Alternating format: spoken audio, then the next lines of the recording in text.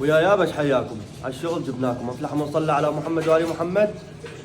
نهنئ الجيش العراقي بعامه 104، كل عام وانتم بألف خير. تعالوا خلينا نشوف وين واصلين بالشغل.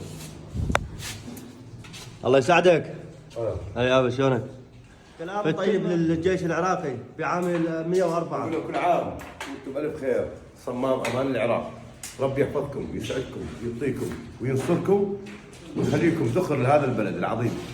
عراقنا يستاهل، وما دام بيها شجعان مثلكم مثل قوات كل الاجهزه الامنيه بدون استثناء. يعني الجيش العراقي يعني سور العراق، يعني صمام امان العراق، يعني العراق كله فرحان بهذا الشيء، لانه عندنا اليوم حدود امنه، جيش قوي، استخبارات، امن وطني، مكافحه ارهاب، جهاز شرطه اتحاديه، جهاز امن الوطني. يعني تحت حب واجلال نقول لكم وكل عام وانتم بالف خير. اي والله كل عام وانتم بالف خير. اي والله كل عام وانتم بالف خير. الف خير، تحيه حب واجلال. اي والله من اولاد الموصل وشباب العراق وكل العراقيين نقول لكم كل عام وانتم بالف خير يا تاج راسنا. الى الجيش الباسل تحياتي. طبعا تعال خلينا نشوفكم وين وصلوا بالشغل. ما شاء الله تبارك الرحمن.